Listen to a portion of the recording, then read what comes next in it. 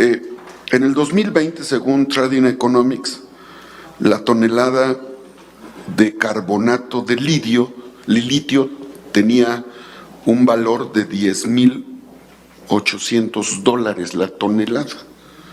Para el 2022, según este estudio, el valor de la tonelada está llegando a $59,200, es decir, $1,184,000 por tonelada.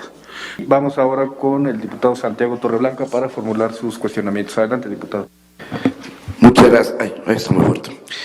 Bueno, en primer lugar, solo aclarar que la iniciativa sí cancela los contratos. El inciso A, el segundo transitorio, dice a la letra: los permisos de generación eléctrica otorgados y los contratos de compraventa de electricidad con el sector privado se cancelan, así como las solicitudes pendientes de resolución, solo para aclarar eso.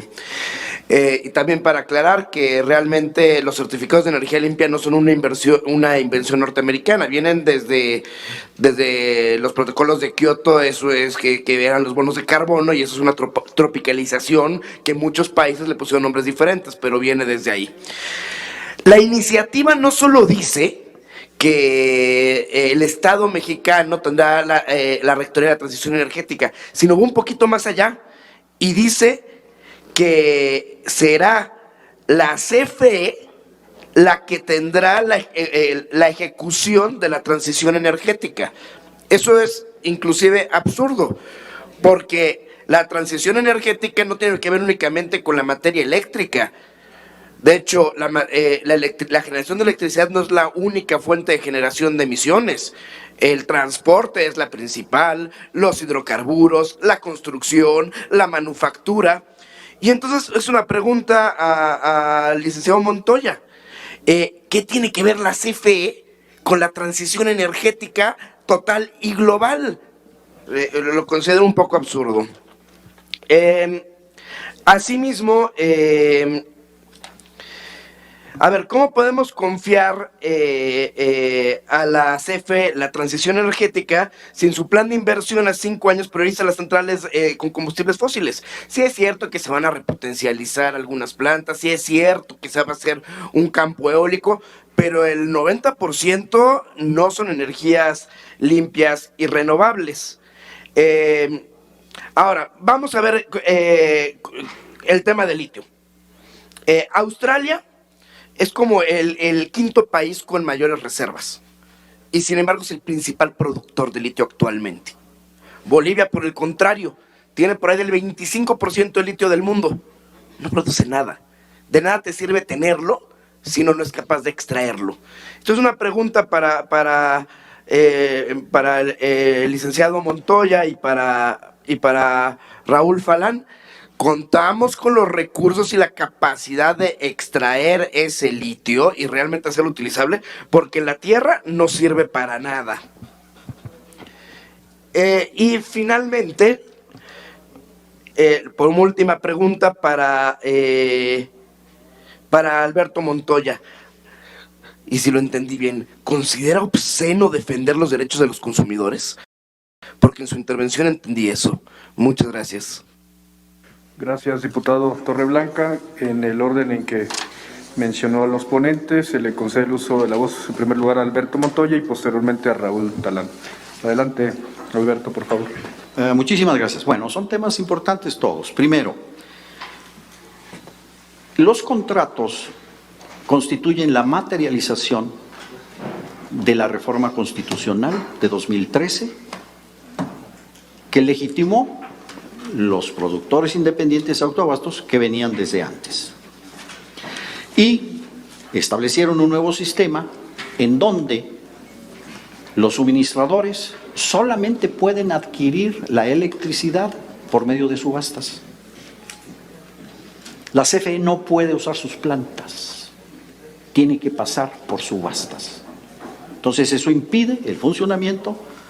De manera que, claro, ahí están los contratos. Yo no dije que no se cancelaron, no. Yo dije que la inversión que está ahí se reconoce y podrá seguir generando, pero en un mercado en donde van a competir para venderle a la Comisión Federal de Electricidad. Ese es el diseño constitucional. Segundo, la iniciativa lo que dice es que la Comisión Federal de Electricidad es responsable de la ejecución de transición energética en materia de electricidad. En materia de electricidad. En materia de electricidad. Sí. Tercero, el plan de inversión de la Comisión Federal de Electricidad, evidentemente es un plan de inversión que está fundado en el actual marco constitucional. Y además, ya en el umbral de las autorizaciones y centrales que están por entrar al sistema eléctrico nacional, resultado justamente las subastas. Cuando en un sistema eléctrico el nivel de participación de las energías renovables intermitentes alcanza el 20%, representa un cambio cualitativo en términos del despacho. ¿Por qué? Porque hablamos de que el factor de planta de las centrales intermitentes es el 20%. Eso supone que la Comisión Federal tiene que tener todo ese respaldo, esa inversión en capacidad y toda esa reserva rodante, como le llaman los técnicos en el tema. Quiere decir que están prendidas las máquinas, costando. Entonces, ese plan de inversión pues corresponde al actual marco constitucional. En cuanto a Bolivia, nada más les doy un dato. El golpe de Estado contra el presidente Evo Morales fue porque cambió la empresa alemana a una empresa china para la producción y explotación de litio. Pregunta usted que si tenemos los recursos y la capacidad, con todo respeto, sí. Y hay que quitarse la mentalidad colonizada que no podemos. Con todo respeto. No somos cualquier país.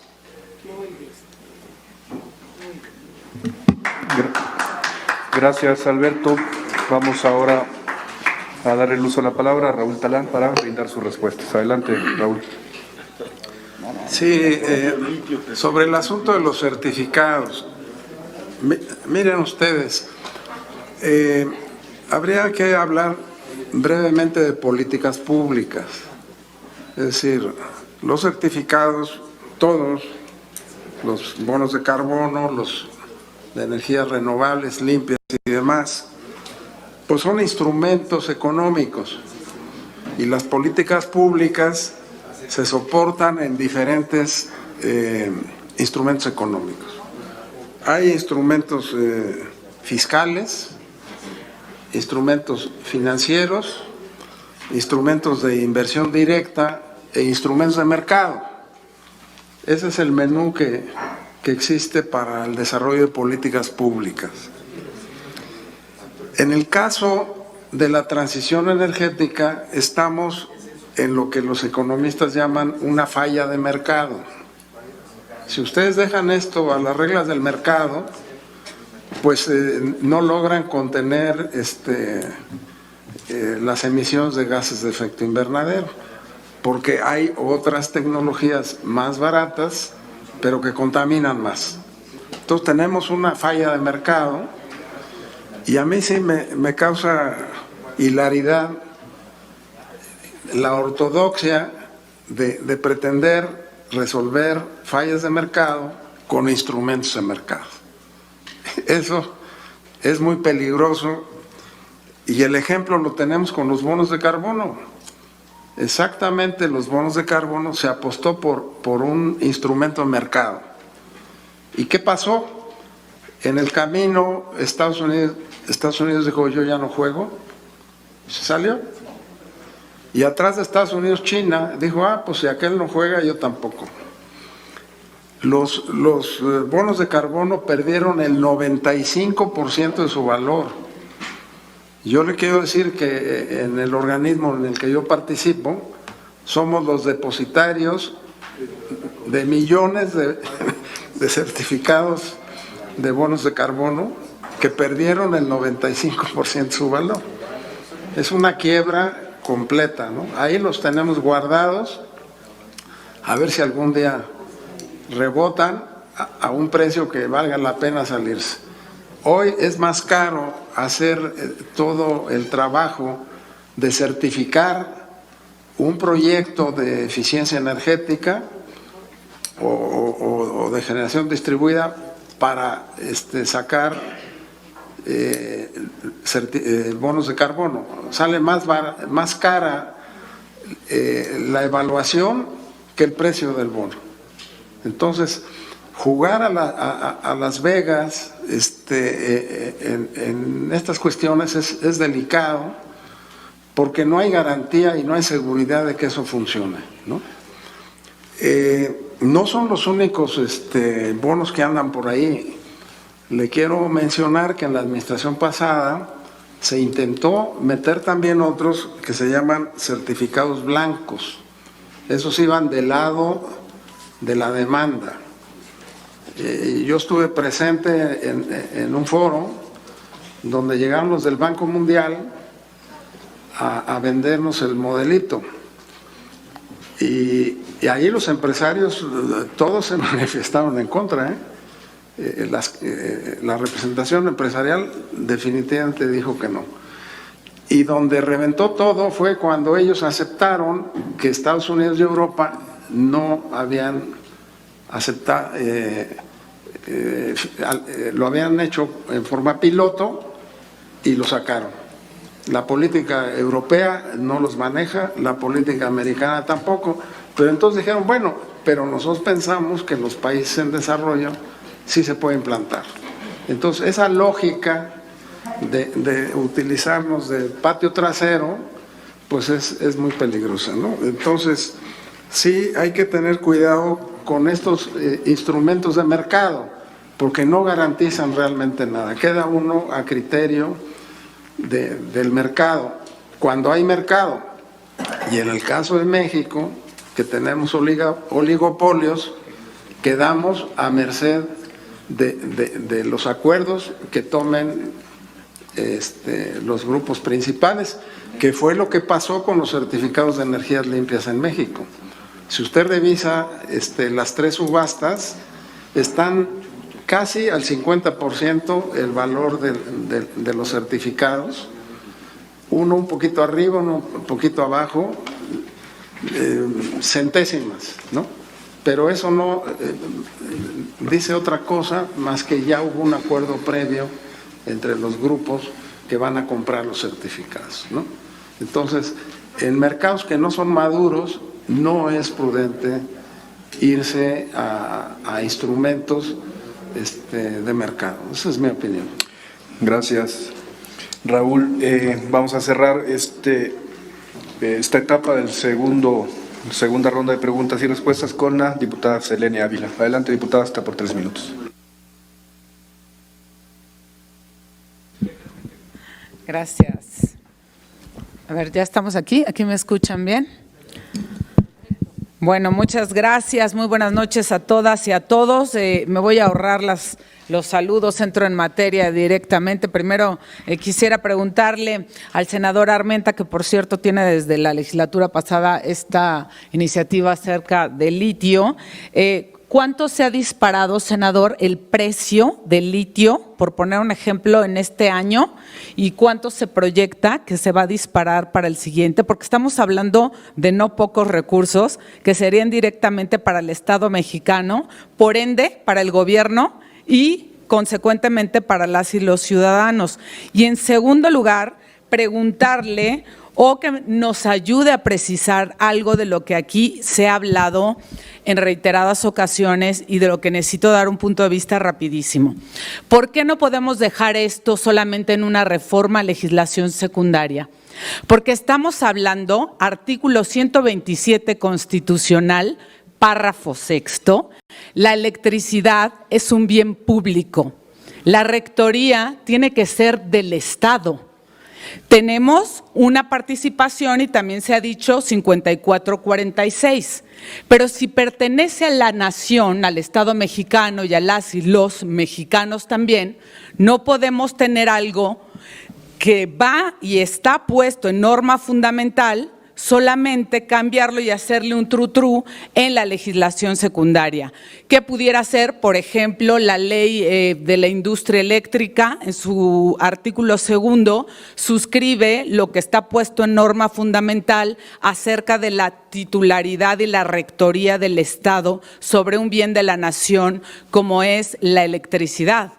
Entonces, no estamos hablando de poca cosa, estamos hablando de algo que existe jerarquía constitucional, certeza jurídica, que después se armoniza con las legislaciones secundarias, que son diversas, pero que no puedes borrar de un plumazo o dejar sin cambios de la norma fundamental.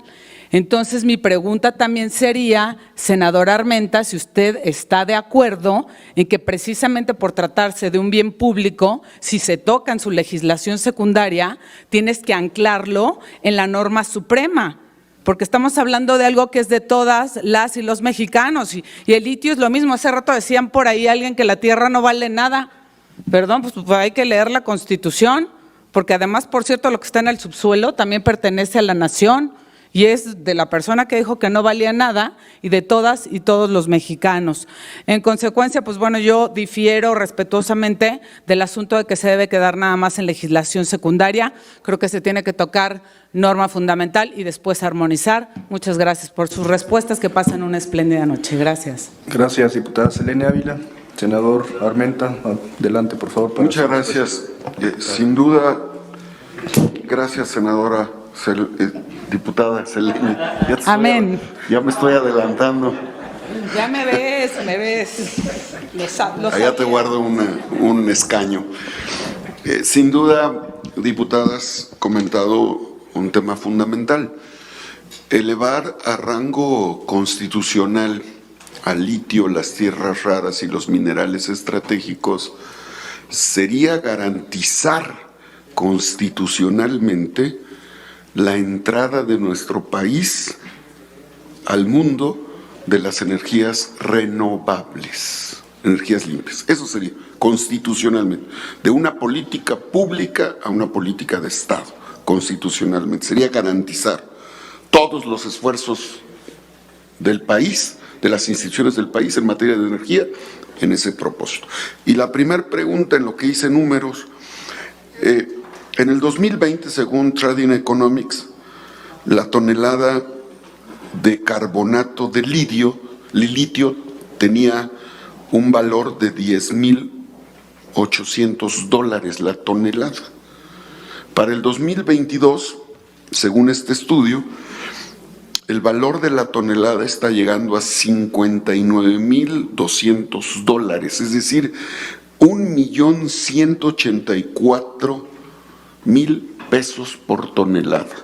Por eso cuando decimos que los yacimientos de litio, según los expedientes que aquí entregamos y que son producto de una investigación que nos llevó un año de solicitar los estudios geofísicos y las concesiones para hacerlas públicas, México podría tener yacimientos equivalentes a 4.5 veces el valor de la deuda externa.